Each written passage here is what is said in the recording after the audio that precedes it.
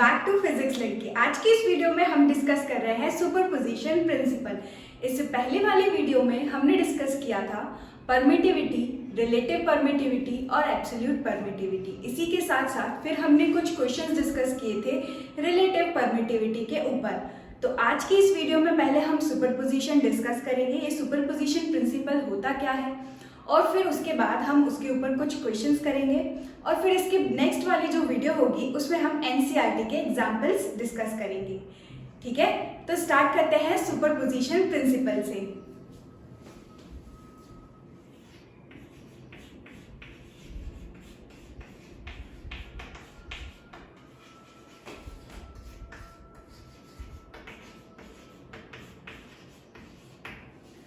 इससे पहले हमने डिस्कस किया था कूलम्स लॉ। कूलम्स लॉ हमको क्या बताता है, दो पॉइंट चार्जेस के बीच लगने वाला फोर्स, वो फोर्स को हम क्या बोलते थे, इलेक्ट्रोस्टैटिक फोर्स। तो इलेक्ट्रोस्टैटिक फोर्स क्या बता सकता है, सिर्फ उन दो चार्जेस के बीच लगने वाला फोर्स होता है। ठीक है, अगर हमारे पास यहाँ स्पेस में या फिर कोई भी मीडियम में दो से ज्यादा चार्जेस अगर आ जाएं, तो उन ज्यादा चार्जेस की वजह से, मल्टीपल चार्जेस की वजह से किसी एक चार्ज पर अगर हमें फोर्स निकालना हो तो फिर हम कैसे निकालेंगे, उसको निकालने के लिए ही हमने यहाँ पर यूज किया है सुपरपोजिशन प्रिंसिपल। ये लॉ एक्सपेरिमेंटल है, ये प्रिंसिपल एक्सपेरिमेंटल है। एक्सपेरिमेंटली फोर्स निकालने के बाद पता चला कि यार अगर हमें मल्टीपल चार्जेस की वजह से किसी एक चार्ज पर फोर्स निकालना हो, किसी एक चार्ज पर मल्टीपल चार्जेस की वजह से फोर्स निकालना हो, तो हम किसके हेल्प से निकाल सकते हैं, इस सुपरपोजिशन प्रिंसिपल के हेल्प से, ना कि कूलम फोर्स की हेल्प से, कूलम्स लॉ के हेल्प से। कूलम्स लॉ सिर्फ वहीं तक वैलिड था जहां पर दो चार्जेस के बीच फोर्स निकालना हो। अगर दो से ज्यादा चार्जेस आ जाएं, मल्टीपल चार्जेस आ जाए, तो यहाँ पर कूलम्स लॉ नहीं लगा सकते हम। हाँ, कूलम्स लॉ लगेगा इसमें भी, लेकिन किसके बीच में, दो पॉइंट चार्जेस के बीच में। समझते हैं सुपरपोजिशन प्रिंसिपल। सुपरपोजिशन प्रिंसिपल क्या कहता है, जैसे कि अगर हमारे पास यहाँ ओरिजिन से एक चार्ज है यहाँ पर Q1, point charge Q1, point charge Q2। इससे पहले जो हमने कूलम्स लॉ डिस्कस किया था उसमें हमारे पास दो पॉइंट चार्जेस होते थे Q1 और Q2। ठीक, और इनके बीच हमने डिस्टेंस लिया था R, और वो फोर्स हमारा क्या होता था, Q1 Q2 अपॉन R² और यहाँ पर K। ठीक, ये हमारे फोर्स का फॉर्मूला होता था कूलम्स लॉ के हेल्प से। ठीक है, लेकिन अब अगर हमारे पास दो चार्जेस से ज्यादा चार्जेस आ जाए, यानी कि यहाँ पर एक और चार्ज ले लिया हमने Q3। ठीक, दो से ज्यादा चार्जेस जब आ जाएंगे तो अब अगर हमें इस Q1 पर फोर्स निकालना है इन दोनों चार्जेस की वजह से, तो यहाँ पर कूलम्स लॉ हम डायरेक्टली नहीं लगा सकते हैं। इसके लिए हम यूज करते हैं सुपरपोजिशन प्रिंसिपल। सुपरपोजिशन प्रिंसिपल क्या कहता है, इसका स्टेटमेंट, अगर नंबर ऑफ चार्जेस मिलकर के किसी एक गिवन चार्ज पर फोर्स लगा रहे हैं, वो फोर्स हम उस एक गिवन चार्ज पर कैलकुलेट कर सकते हैं। कैसे, अगर हम इंडिविजुअली फोर्स निकाले हर एक चार्ज का और फिर उसका क्या कर दे, वेक्टर सम। जैसे कि अगर मुझे Q1 पर फोर्स निकालना है, किसकी वजह से, Q2 की वजह से और Q3 की वजह से। मैंने Q2 और Q3 को भी सिमिलर ले लिया है, Q1 Q2 Q3 मेरे कैसे हैं, सिमिलर है। पॉजिटिव पॉजिटिव ले लो या नेगेटिव नेगेटिव ले लो, ठीक है, सारे मेरे कैसे हैं, चार्जेस पॉजिटिव चार्जेस हैं। तो यहाँ पर अगर मुझे निकालना है force on 1 due to Q2, है ना, force on Q1 due to Q2, तो इसका फोर्स का डायरेक्शन बताया ही है मैंने, कैसे निकालते हैं हम, इसको ज्वाइन करके, line joining the centres of these charges. ठीक है, अब ये क्या कर रहा है, अट्रैक्ट कर रहा है इसको या फिर रिपेल कर रहा है, क्योंकि मैंने बोला ये सिमिलर चार्जेस हैं, तो ये एक दूसरे को क्या करेंगे, रिपेल करेंगे। तो यहाँ से इस वाले चार्ज ने, इसकी वजह से ये रिपेल हो गया। It is a force on 1 due to 2। ठीक है, अब यहाँ पर ये जो Q3 है, ये भी तो इस पर फोर्स लगा रहा होगा, ये Q3 भी इस पर फोर्स लगा रहा होगा, और अगर ये भी दोनों सिमिलर हैं तो हम पहले क्या करेंगे, line joining the centre of the charges. अब इस लाइन के अलॉन्ग या तो ये से अट्रैक्ट हो सकता है या रिपेल हो सकता है। अब हम चेक करेंगे कि ये चार्ज सिमिलर है या फिर डिफरेंट है। तो हमने क्या देखा, ये सिमिलर चार्ज है, तो इसकी वजह से ये क्या हो जाएगा, ऐसे रिपेल हो जाएगा। It is a force on 1 due to 3। ठीक है, ये डायरेक्शन निकाली हमने, यानी कि पहले सिर्फ हमारे पास यहाँ पर अगर Q1 पर फोर्स निकालना रहता था तो वो सिर्फ Q2 की वजह से होता था, वो सिर्फ Q2 की वजह से होता था, वो भी इस डायरेक्शन में ऐसे रिपल्शन का, अगर दोनों लाइक चार्जेस है तो यहाँ आ जाएगा फोर्स ऑन 1 ड्यू टू 2, ठीक। और जितना ये फोर्स होता था उसके बराबर ये भी इस पर उतना ही फोर्स लगा रहा है ना। यानी कि हम फोर्स तो सिर्फ एक ही का ही कैलकुलेट कर सकते हैं, यानी कि अगर हम Q1 पर निकाल रहे हैं Q2 की वजह से तो वो होगा फोर्स ऑन 1 ड्यू टू 2, और उतना ही फोर्स हमारा Q1 भी Q2 पर लगा रहा होगा। उसी तरीके से जितना फोर्स हमारा Q1 Q3 पर लगा रहा है उतना ही फोर्स Q3 Q1 पर लगा रहा है, न्यूटन्स थर्ड लॉ, ठीक है। तो अभी हमें बस इतना समझ आया कि Q1 Q2 आपस में भिड़ रहे हैं, Q1 Q3 आपस में भिड़ रहे हैं, यानी कि इन दोनों के बीच फोर्स हम वैसे ही निकालेंगे जैसे हम कूलम्स लॉ में निकालते हैं, force between the two charges. लेकिन अगर इस Q1 पर हमें नेट फोर्स निकालना हो, किसी एक चार्ज पर अगर हमें नेट फोर्स निकालना हो, टोटल फोर्स निकालना हो इन दोनों चार्जेस की वजह से, तो हम उसका क्या करते हैं, इन दोनों चार्जेस की वजह से जो फोर्स हमें मिला है इन दोनों के फोर्स को हम क्या करेंगे, ऐड, ठीक है। और क्योंकि ये कैसी क्वांटिटी है, दोनों फोर्स कैसे है, वेक्टर, तो वेक्टर्स को हम कैसे ऐड करते हैं, सिंपली एल्जेब्रिक सम तो हम उनका करते नहीं है ना। वेक्टर्स को हम कैसे ऐड करते हैं, वेक्टर सम के हेल्प से, ठीक। यानी कि ये जो दोनों फोर्स यहाँ पर निकल के आए हैं इनको हम सिंपली ऐड नहीं करेंगे, बल्कि ये जो दोनों फोर्सेस होंगे इनका हम वेक्टर सम निकालेंगे। और उसके बाद जैसे कि अगर यहाँ पर मेरा ये ओरिजिन है O, ओरिजिन से मेरा Q1 जो है वो R1 पोजीशन वेक्टर अगर हम इसकी ले लें तो ये R1 डिस्टेंस पर है, यहाँ से ये R2 और यहाँ से ये R3, ठीक है। तो यहाँ पर अगर हम देखें इसके बीच में कुछ एंगल बन रहा होगा, इन दोनों फोर्स के बीच में कुछ एंगल बन रहा होगा, और यहाँ कहीं बीच में सपोज कर लेते हैं कि यहाँ कहीं बीच में नेट फोर्स निकल रहा होगा हमारा। और ये जो नेट फोर्स निकालने का तरीका है ये कैसे निकालते हैं, हम वेक्टर सम की हेल्प से। 11th स्टैंडर्ड में आपने पढ़ा होगा वेक्टर सम, अगर नहीं भी पढ़ा है तो भी मैं अभी यहाँ पर थोड़ा सा आपको रिवाइज करवा दूंगी वेक्टर सम।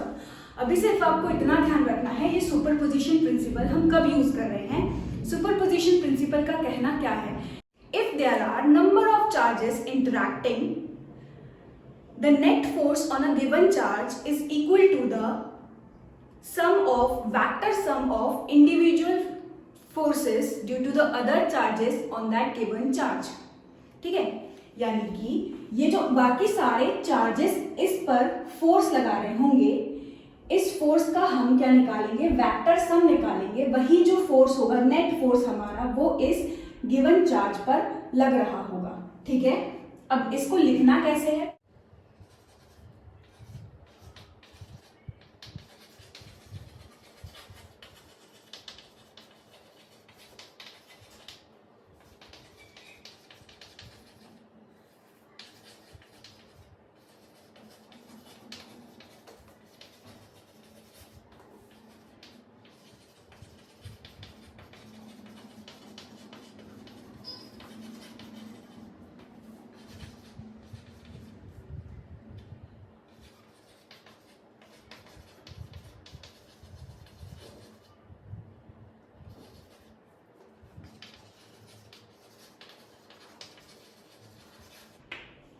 तो ये था हमारा statement, if number of charges are interacting the net force on a given charge is equal to the vector sum of the individual force due to, इसमें यहाँ पर हम इंडिविजुअल फोर्स भी लिख सकते हैं ना, इंडिविजुअल फोर्स या simply force due to the other charges on that given charge, है ना। इस गिवन चार्ज पर ये जो फोर्स अलग अलग चार्ज मिलकर लगा रहे हैं इन फोर्सेस का हमें क्या करना है, वेक्टर सम।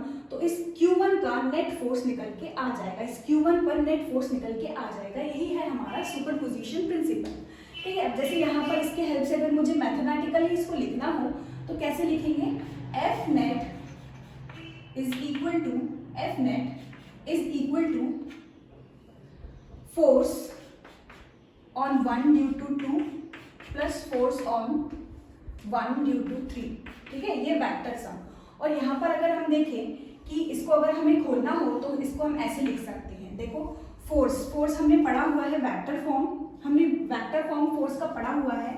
फोर्स क्या होता है, फोर्स ऑन 1 ड्यू टू 2, जैसे अगर मैं यहाँ बताऊँ तो फोर्स ऑन 1 ड्यू टू 2 हमें वेक्टर फॉर्म में लिखना हो तो हम कैसे लिखते थे, force on 1 due to 2 is equal to K Q1 Q2 upon, यहाँ पर अगर हम लिख रहे हैं 1 ड्यू टू 2 यानी कि ये डायरेक्शन हम कैसे लिखते थे, R1 माइनस R2, है ना, R1 माइनस R2 का यहाँ आता था क्यूब और ऊपर क्या आता था, R1 vector minus R2 vector. ठीक है, ये आपको अगर लिखना नहीं आता है तो आप जो कूलम फोर्स वाला वीडियो है वो देख सकते हैं, उसमें हमने ये वेक्टर फॉर्म जो है वो भी डिस्कस किया था और उसको कैसे लिखना है वो भी डिस्कस किया था। तो यहाँ से हम इसको एज इट इज यहाँ पर लिख सकते हैं। ठीक है, K Q1 Q2 R1 minus R2 upon R1 minus R2 का मैग्नीट्यूड का क्यूब। ठीक, इस तरह से हम लिख सकते हैं। ऐसे अगर हमें फोर्स ऑन 1 ड्यू टू 3 निकालना, इन दोनों के बीच अगर हमें वेक्टर फॉर्म लिखना है तो हम कैसे लिख सकते हैं, कि यहाँ चार्जेस क्या है, Q1 और Q3, है ना, Q1 Q3, ठीक, R1 minus R3 upon magnitude में R1 माइनस R3 का होल क्यूब। ठीक, इसी तरीके से अगर हमारे पास n चार्जेस हैं तो n चार्जेस के लिए भी हम लिख सकते हैं। ठीक है, plus force on 1 due to 4 लिख लेंगे, फोर्स ऑन 1 ड्यू टू 5 लिख लेंगे, so on up to force on 1 due to n लिख सकते हैं। ठीक है, तो ये था हमारा सुपरपोजिशन प्रिंसिपल। ठीक,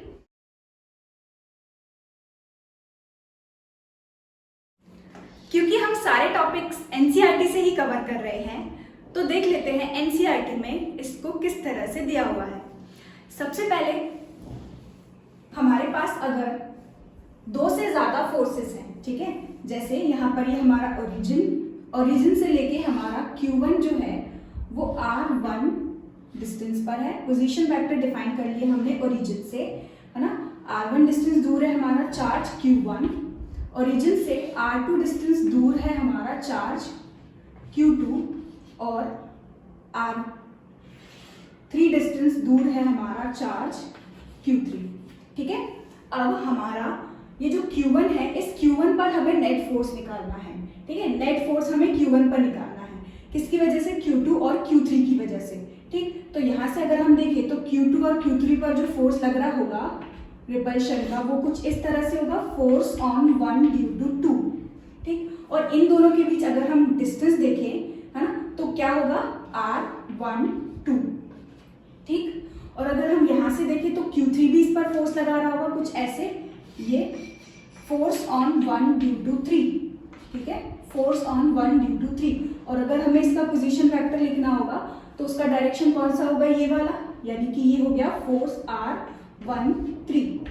ठीक है, तो यहाँ पर अगर हम देखें फोर्स ऑन 1 ड्यू टू 2 यानी कि इन दोनों के बीच अगर हमें फोर्स लिखना हो तो हम कैसे लिख रहे थे, force on 1 due to 2 is equal to, हमने जो पढ़ा था Coulomb's law in vector form में, तो उसको हम कैसे लिख रहे थे, K Q1 Q2 upon R1 minus R2 का क्यूब और ऊपर R1 vector minus R2 vector लिख रहे थे। लेकिन इसको लिखने का एक और तरीका होता है, जैसे फोर्स हमारा क्या होता है, K Q1 Q2 upon R square होता है ना। लेकिन यहाँ पर अगर हम देखें फोर्स F12 जो है हमारा वो किसके डायरेक्शन में आ रहा है, R12 के डायरेक्शन में आ रहा है, इसलिए हम यहाँ पर लिख सकते हैं R12। ठीक है, R12 कैप। ऐसा क्यों लिखा है हमने, क्योंकि हमारा ये जो पोजीशन वेक्टर है वो हमारे फोर्स के सेम डायरेक्शन में है। तो एक वेक्टर क्वांटिटी को हम कैसे लिख सकते हैं, ये उसका क्या हो गया मैग्नीट्यूड और ये उसका क्या हो गया डायरेक्शन। तो इसको भी तो हम ऐसे लिख सकते हैं ना, अगर हम सिंपली सिर्फ R लिख रहे हैं तो ये तो गड़बड़ हो जाएगा। से लेके Q2 का डिस्टेंस कितना है, R नहीं है बल्कि R12 है। ठीक, तो यहाँ पर हमें लिखना पड़ेगा R12। ये हो गया लिखने का तरीका।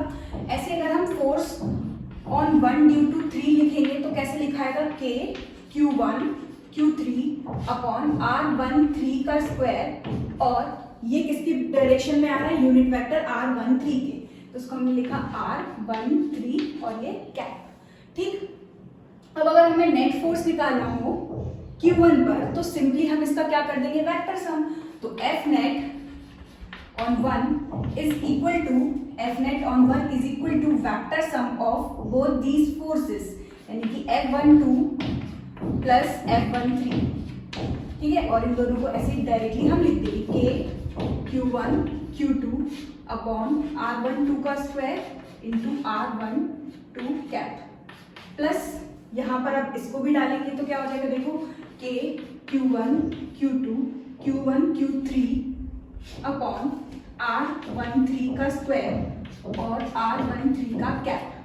ठीक, और ऐसे ही अगर हमारे पास यहाँ पर दो चार्जेस लिए थे जो कि Q1 पर फोर्स लगा रहे हैं, Q2 और Q3, ऐसे अगर हमारे पास Q4 Q5 Q6 Q7 हो तो वो भी Q1 पर फोर्स लगा रहे होंगे। यानी कि अगर हमारे पास n चार्जेस हो तो उन n चार्जेस के लिए हम ऐसे लिख सकते हैं F net on 1 is equal to force on 1 due to 2 plus force on 1 due to 3 plus force on 1 due to 4 plus so on force on 1 due to n, ऐसे लिख सकते हैं। फिर इसको अगर हमें लिखना हो तो यहाँ से देखो के Q1 ये तो सिमिलर ही है, तो यहाँ हम इसको बाहर निकाल सकते हैं। के Q1 को हम बाहर निकाल सकते हैं, अंदर क्या बच जाएगा, अंदर बच जाएगा Q2 अपॉन R12 का स्क्वायर R12 कैप। ठीक है, ये देखो प्लस अगर हमें सेकेंड टर्म लिखनी हो तो के सेम था इसलिए बाहर निकाल लिया, Q1 को बाहर निकाल लिया, अंदर हमारे पास क्या बच रहा है Q3 और क्या बच रहा है R13 यूनिट वेक्टर और हमारे पास R13 का मैग्नीट्यूड इस तरह से। ठीक, ऐसे ही R4 के लिए लिखना हो तो यहाँ पर क्या बच रहा होगा Q4 R14 cap upon R14 का स्क्वायर। ऐसे ही अगर हमें n के लिए लिखना हो तो Qn अपॉन R1n का स्क्वायर इंटू में R1n का कैप। ठीक है, और ये होल ब्रैकेट क्लोज। अब यहाँ पर अगर हम देखें तो इसको अगर हमें सिंप्लीफाई करके लिखना हो तो इसको हम ऐसे भी तो लिख सकते हैं ना, के Q1 समेशन लगा करके हम लिख सकते हैं। कैसे, यहाँ देखो 2 क्योंकि हम फोर्स नेट फोर्स किस पर निकाल रहे हैं, नेट फोर्स हम निकाल रहे हैं 1 के लिए ना, नेट फोर्स हम किस पे निकाल रहे हैं 1 के लिए। 1 के लिए अगर हम नेट फोर्स निकाल रहे हैं तो यानी कि सेकंड चार्ज सेकंड से स्टार्ट होगा, है ना। आई की वैल्यू जो होगी वो कहाँ से स्टार्ट होगी, सेकंड से स्टार्ट होगी, 2 3 4 ऐसे करते करते हम n तक चले जाएंगे। तो यानी कि यहाँ पर अगर हमें लिखना हो तो हम कैसे लिखेंगे, आई स्टार्ट करेंगे कहाँ से, 2 से लेके n तक। ठीक, अंदर क्या हो जाएगा, देखो क्या चेंज हो रही है वैल्यू, Q2 Q3 Q4 यानी कि यहाँ पर आ जाएगा Qi। ठीक है, और यहाँ से देखिए अगर हम तो R सेम ही है सब में, 1 सेम है सब में, लेकिन 2 3 4 5 है ना n तक, तो यानी कि यहाँ पर हमें लिखना पड़ेगा I और ये कैप इस तरह से। आई होप आपको समझ आ रहा हो। और अपॉन में हमारे पास क्या बच रहा है, R12 का स्क्वायर R13 का स्क्वायर यानी कि यहाँ पर 2 3 4 और n, ये वैल्यू चेंज होगी तो यहाँ पर इसकी जगह पर भी हम लिख लेंगे R1i का स्क्वायर। ठीक है, ये था हमारा लिखने का तरीका। ठीक, तो इस तरह से हम इसको समझ सकते हैं। इससे पहले जो हमने डिस्कस किया था वैसे भी हम लिख सकते थे, है ना, R1 minus R2 upon R1 magnitude of R1 minus R2 का होल क्यूब, इस फॉर्म में भी हम लिख सकते हैं, गलत नहीं है। और जैसे यहाँ पर दिया है ये भी हम लिख सकते हैं। अब आपको जो इजी पड़ रहा हो वो हम यहाँ पर लिख सकते हैं। ये सिर्फ मैथमेटिकल फॉर्म था हमारा सुपरपोजिशन प्रिंसिपल का। इसके बाद सबसे मेन चीज आती है, यानी कि हमारे क्वेश्चंस आते हैं सुपरपोजिशन प्रिंसिपल पे, जो कि बहुत ही ज्यादा इंपॉर्टेंट है। कॉन्सेप्ट को और भी अच्छी तरह से क्लियर करने के लिए हम डिस्कस कर लेते हैं कुछ क्वेश्चंस सुपरपोजिशन प्रिंसिपल के ऊपर। उससे भी पहले हम डिस्कस करते हैं वेक्टर सम, या रिवाइज करते हैं वेक्टर सम को। वेक्टर सम क्या होता है, जैसे अगर हम बात करें स्केलर क्वांटिटी की, तो स्केलर क्वांटिटी को हम कैसे ऐड कर सकते हैं, सिंपली जैसे स्पीड एक स्केलर क्वांटिटी है ना।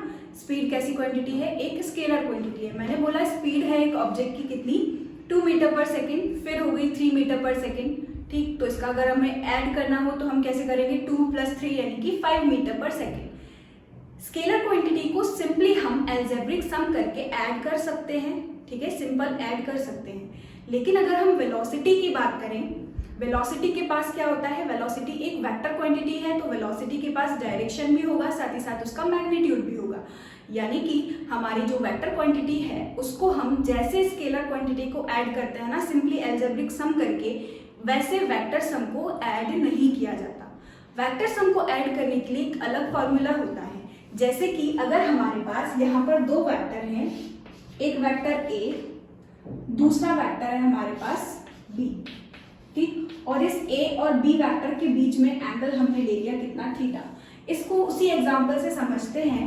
जैसे कि मेरे पास ईस्ट डायरेक्शन में वेलोसिटी है, हमारी वेलोसिटी ईस्ट डायरेक्शन में सपोज कर लेते हैं ले ली कितनी, 2 मीटर पर सेकेंड, ठीक है, और हमारी वेलोसिटी 3 मीटर पर सेकेंड कैसे है, नॉर्थ ईस्ट डायरेक्शन में। नॉर्थ ईस्ट डायरेक्शन यानी कि ऐसे, ठीक, यानी कि ये जो एंगल हो जाएगा हमारा, ये कितना हो जाएगा 45 डिग्री, ये हो गया 3 मीटर पर सेकेंड, ठीक। तो वेलोसिटी हो गई 2 मीटर पर सेकेंड टुवर्ड्स ईस्ट, 3 मीटर पर second towards north east. North east मतलब यहाँ से लेके ईस्ट से कितना एंगल हो जाएगा, ये 45 डिग्री। यानी कि हमारे इन दोनों वेलोसिटीज को अब अगर हमें ऐड करना हो तो इन दोनों के बीच एंगल कितना है, 45 डिग्री। और इसको हम एज इट इज ऐड नहीं कर सकते कि 3 + 2 5 हो जाए, नहीं। वेलोसिटीज को कैसे ऐड करते हैं, जब हमारे पास एक वेक्टर हो ए, दूसरा वेक्टर हो बी, इन दोनों वेक्टर्स को हम सिंपली ऐड नहीं कर सकते। इनका अगर हमें सम निकालना हो,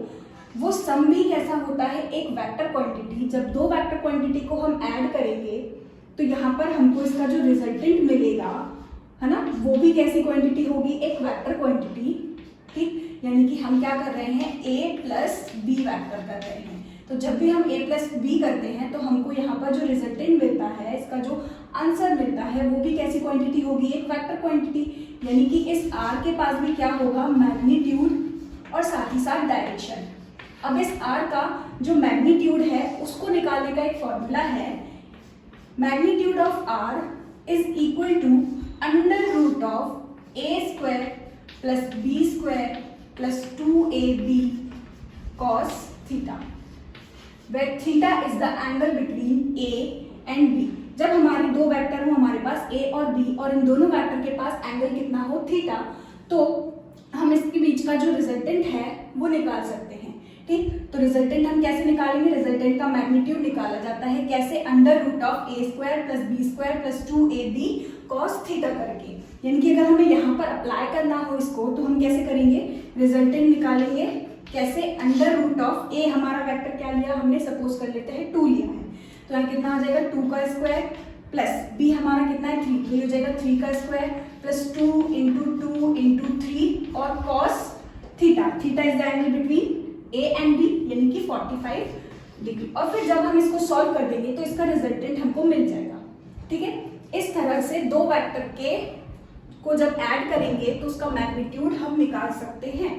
लेकिन उसकी डायरेक्शन का क्या, डायरेक्शन को निकालने का भी एक फॉर्मूला होता है जो कि है tan α is equal to b sin theta upon a + b cos theta.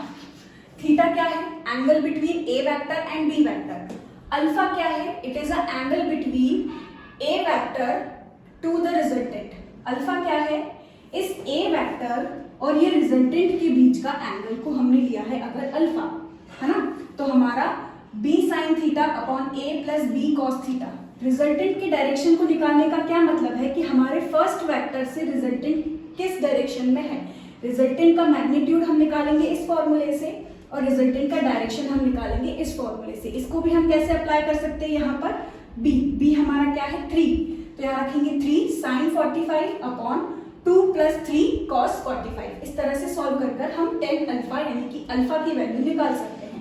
Alpha क्या है, alpha is the angle between first vector and the resultant, first vector and the resultant, ठीक है। आई होप इतना आपको समझ में आ गया होगा। ये पूरा वेक्टर है आपका क्लास 11 का, सिर्फ मैं यहाँ पर रिवाइज करवाने की कोशिश कर रही हूँ, ठीक है। अब हम यहाँ पर डिस्कस कर लेंगे एक क्वेश्चन। सुपरपोजिशन प्रिंसिपल पे हम सबसे पहले करते हैं फर्स्ट क्वेश्चन हमारा। जैसे कि मेरे पास एक ट्राइंगल है, इक्विलेटरल ट्राइंगल, इक्विलेटरल ट्राइंगल के वर्टिसेस पर सिमिलर चार्जेस रखे हैं Q, Q Q। Equilateral triangle है मेरा A B और C।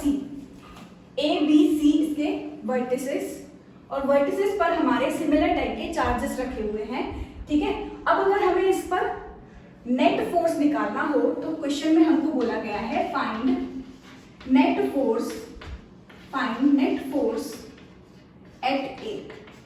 इस A पर हमें नेट फोर्स निकालना है, तो हम क्या करेंगे, A पर अगर नेट फोर्स निकालना है, इस टाइप का क्वेश्चन है, हमारे सुपरपोजिशन प्रिंसिपल में पूछा जाता है, ठीक है। तो इसको सबसे पहले निकालने के लिए हम क्या देखेंगे कि चार्जेस का साइन कैसा है, सिमिलर चार्जेस हैं या फिर डिसिमिलर चार्जेस हैं, यानी कि लाइक चार्जेस हैं या अनलाइक चार्जेस हैं। फिर उसी को डिसाइड करते हुए हम देखेंगे कि वो वहां पर रिपल्शन हो रहा होगा या फिर अट्रैक्शन हो रहा होगा, ठीक है। तो जैसे अगर हमें यहाँ पर निकालना है, मैंने बोला ये तीनों चार्जेस कैसे हैं, इक्वल इन मैग्नीट्यूड और सिमिलर टाइप के हैं, यानी कि लाइक चार्जेस हैं। तो अगर हमें A पर निकालना है नेट फोर्स, तो हम क्या देखेंगे, B हमारा A पर कितना फोर्स लगा रहा है, C हमारे A पर कितना फोर्स लगा रहा है, और फिर वो दोनों जो फोर्सेस होंगे उन दोनों फोर्सेस का हम क्या निकालेंगे, वेक्टर सम। यही तो हमारा सुपरपोजिशन प्रिंसिपल था। तो यहाँ पर सबसे पहले हम निकाल लेते हैं force on A due to B, ठीक। इसका अभी फिलहाल हम मैग्नीट्यूड की बात करते हैं। Force on A due to B, यानी कि ये B हमारे A पर फोर्स लगा रहा होगा। फोर्स का डायरेक्शन निकालने के लिए आपको ध्यान में रखना पड़ेगा लाइन जॉइनिंग द सेंटर, ठीक। अब ये सिमिलर है, अगर अट्रैक्ट होगा तो इसी लाइन में यहाँ पर ऐसे अट्रैक्शन हो जाएगा, ठीक। लेकिन यहाँ पर हमने देखा सिमिलर है, तो यहाँ पर क्या होगा, रिपल्शन मतलब इसको देख करके ये ऐसे दूर भाग जाएगा, ठीक। ये हो गया डायरेक्शन किसका, A पर ये B फोर्स लगा रहा है, force on A due to B, ठीक है। अब हमें C का फोर्स देखना है, तो C इन दोनों के फिर से चार्जेस कैसे हैं, सिमिलर सेम नेचर के हैं, यानी कि यहाँ पर भी रिपल्शन होगा तो ये वाला चार्ज भी ऐसे दूर भाग जाएगा। It is force on A due to C। तो ये दोनों फोर्सेस निकल गए, ठीक। इसका अगर हमें मैग्नीट्यूड निकालना है तो सिंपली हम कैसे निकालेंगे, K Q1 Q2 upon R square. और हमको दे दिया गया कि इक्विलेटरल ट्राइंगल है जिसकी साइड कितनी है, A और A, ठीक। तो यहाँ पर इन दोनों के बीच में डिस्टेंस, चार्ज कितना है Q, चार्ज कितना है Q, इन दोनों के बीच में डिस्टेंस कितना है A, तो यहाँ पर क्या आ जाएगा A स्क्वायर, ठीक है। अगर हमें निकालना है force on A due to C, तो कैसे निकालेंगे, K चार्ज कितना है Q, चार्ज कितना है Q, इन दोनों के बीच में फिर से डिस्टेंस A स्क्वायर, ठीक। अब क्योंकि यहाँ पर ये दोनों ही फोर्स कैसे हैं, बिल्कुल सिमिलर, यानी कि A और B मैग्नीट्यूड में सेम हो, तो इसको भी हम क्या मान सकते हैं, A मान लो, दोनों को A मान लो, दोनों को B मान लो, या फिर दोनों को हमने यहाँ पर मान लिया FF, ठीक है। अब इन दोनों के बीच हमें क्या निकालना है, वेक्टर सम, जो कि वेक्टर सम हम कैसे निकालेंगे, इन A और B इन दोनों फोर्सेस के बीच अगर हमें नेट फोर्स एट A निकालना है ना, सुपरपोजिशन प्रिंसिपल अप्लाई करेंगे, कैसे, F net at A is equal to force on A due to B plus force on A due to C। ये हमारा सुपरपोजिशन प्रिंसिपल। अभी तक हमें सिर्फ मैग्नीट्यूड पता है, इसका डायरेक्शन की बात करें, A और B के बीच अगर हमें एंगल पता हो तो हम रिजल्टेंट सिंपली निकाल सकते हैं। तो यहाँ पर अगर हम देखें, यहाँ बोला गया था कि इक्विलेटरल ट्राइंगल है, इक्विलेटरल ट्राइंगल है मतलब यहाँ पर ये 60, ये भी 60 डिग्री, तो यहाँ पर वर्टिकली ऑपोजिट से हमारे A और B वेक्टर के बीच एंगल कितना निकला, 60 डिग्री, ठीक है, 60 वर्टिकली ऑपोजिट एंगल से हमारे A और B वेक्टर के बीच हमारा A वेक्टर है क्या, FAB, और हमारा B वेक्टर है क्या, FAC, और इनके बीच जो एंगल है वो कितना है, 60 डिग्री। अब हमें मैग्नीट्यूड निकालना है ना, तो हम कैसे निकालेंगे, F नेट का सिर्फ अभी हमें मैग्नीट्यूड निकालना है, तो कैसे निकाल सकते हैं, या रिजल्टेंट का अभी हमें सिर्फ मैग्नीट्यूड निकालना है, तो कैसे निकालेंगे, देखो अंडर रूट ऑफ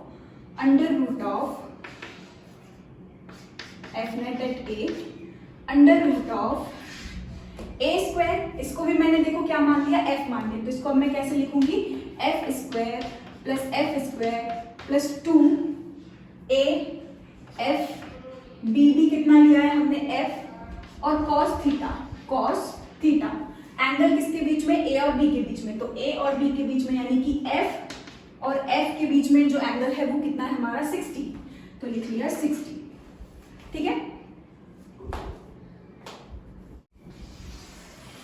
इसके बाद मैं यहां पर कर रही हूं जैसे कि फोर्स, अब इसको हम सॉल्व करेंगे तो cos 60 की वैल्यू क्या होती है 1/2, तो हमारा 2 से 2 जो है वो कैंसिल हो जाएगा, तो यहाँ पर हमको क्या मिलेगा, net force on A is equal to under root of F square plus F square plus F square, यानी कि यहाँ पर हमको मिलेगा under root of 3f square, और यहाँ से अगर हम देखें तो f जो है एफ स्क्वायर को रूट से बाहर निकालेंगे f, अंदर बचेगा f√3, यानी कि जब हमने नेट फोर्स निकाला तो नेट फोर्स का मैग्नीट्यूड कितना आ रहा है f√3, और अगर हमारे f को खोले हम तो f हमारा क्या था kq²/a², तो ये हो जाएगा अंडर रूट ऑफ 3kq²/a², ठीक। इस तरह से हमने इसका मैग्नीट्यूड निकाल लिया। अगर हम यहाँ पर इसके डायरेक्शन की बात करें तो डायरेक्शन के लिए हमें कौन सा फॉर्मूला लगाना है, tan alpha is equal to b sin theta upon a plus b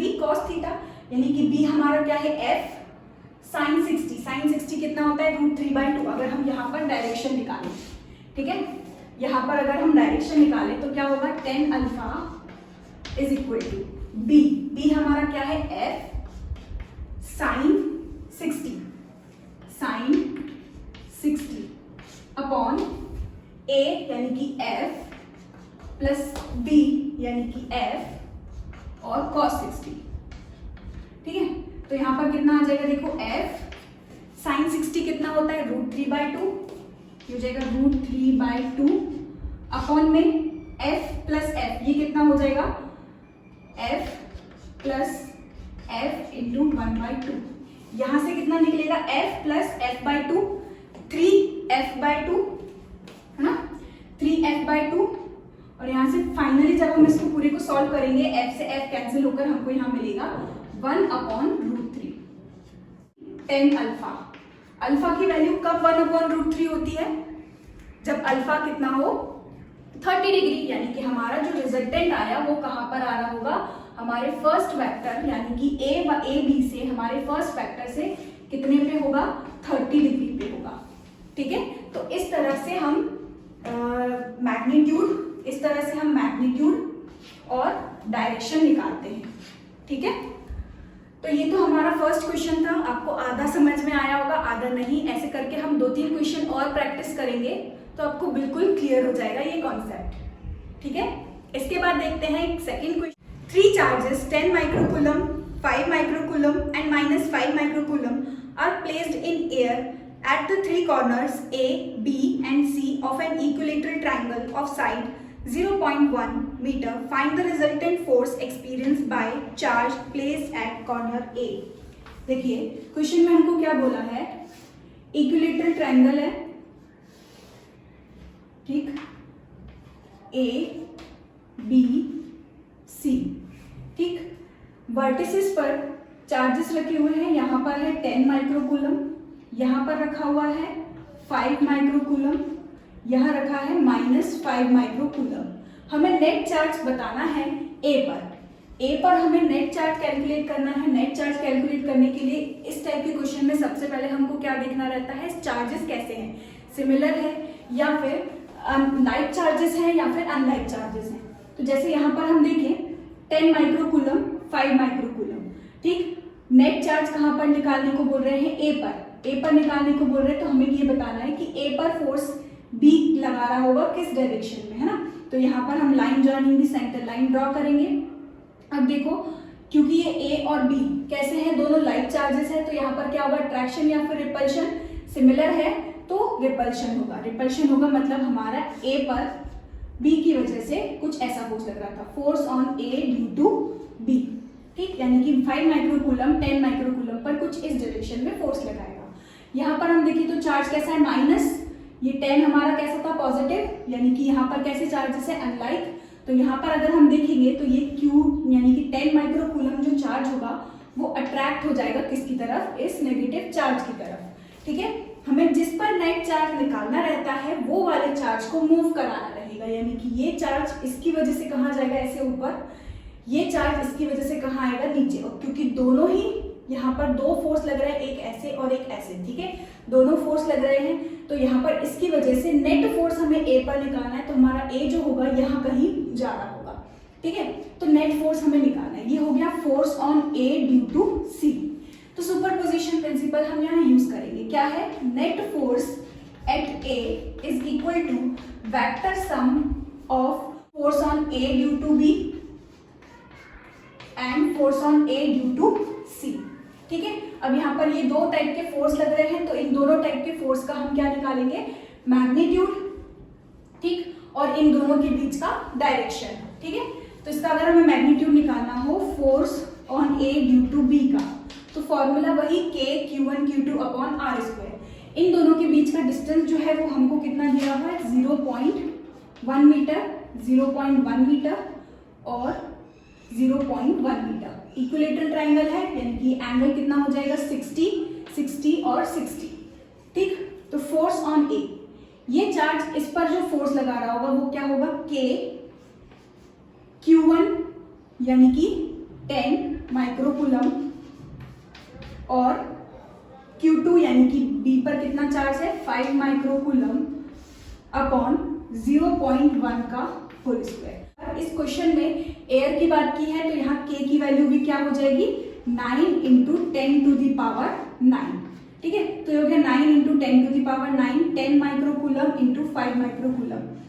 तो इसको जब हम सॉल्व करेंगे तो यहाँ पर हमको मिलेगा, देखो 9 into 10 to the power 9, micro यानी कि 10 to the power -6, 10 to the power -6 यानी कि ये कितना हो जाएगा, 50, ये हो जाएगा 9 into 10 to the power 9 into ये हो जाएगा 50 इंटू 10 टू दी पावर -2, और ये कितना हो जाएगा 0.01, या फिर इसको भी हम हटाएंगे तो यहाँ पर हो जाएगा कितना, 100, ठीक। और फर्दर इसको जब हम सॉल्व करेंगे 10, 9, 10, 11, तो यहाँ पर कितना बचेगा, 10 टू दी पावर -1, और वो भी इससे कैंसिल हो जाएगा, यानी कि यहाँ पर हमारे पास सिर्फ 9 और 5 बचेगा।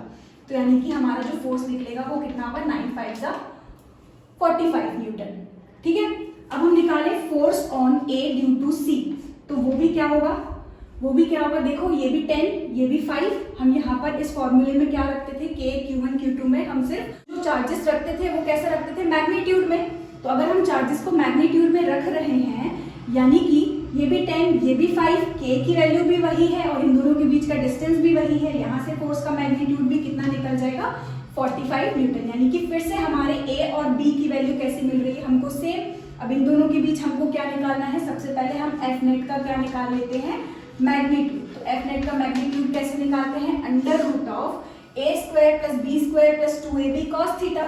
तो इसके लिए अब हमें थीटा की जरूरत पड़ रही है, यानी कि हमारे इन दोनों फोर्सेस के बीच के एंगल की। तो यहाँ अगर हम देखें ये पूरा एंगल कितना होगा, 180 डिग्री में से ये 60 जाएगा, तो ये एंगल इसके बीच में कितना हो जाएगा, 120 डिग्री। यानी कि हमारे ए वेक्टर और बी वेक्टर के बीच एंगल कितना आया, 120 डिग्री। तो अब इसको हम फर्दर सॉल्व करेंगे तो क्या होगा, देखो ए भी कितना है हमारा 45 का स्क्वायर प्लस बी भी हमारा कितना है 45 का स्क्वायर प्लस 2a b और cos 120। cos 120 कितना होता है, जैसे cos 60 कितना होता है 1/2, cos 120 कितना होता है -1/2। तो जब इसको हम ओपन करेंगे तो यहाँ पर क्या मिलेगा, देखो अंडर रूट ऑफ 45 का स्क्वायर प्लस 45 का स्क्वायर प्लस 2 इंटू, इसको भी मैं कैसे लिख सकती हूँ 45 का स्क्वायर, ठीक, इंटू में -1/2। इस 2 से ये 2 कैंसिल, 45 स्क्वायर को अगर हम कॉमन लेके बाहर निकाल लें तो बाहर कितना निकलेगा 45, अंदर कितना बच जाएगा 1 प्लस 1 और प्लस -1, ठीक, यानी कि √1 हमारे पास बचेगा और यानी कि रिजल्ट हमारा कितना होगा फिर से 45 न्यूटन, ठीक है।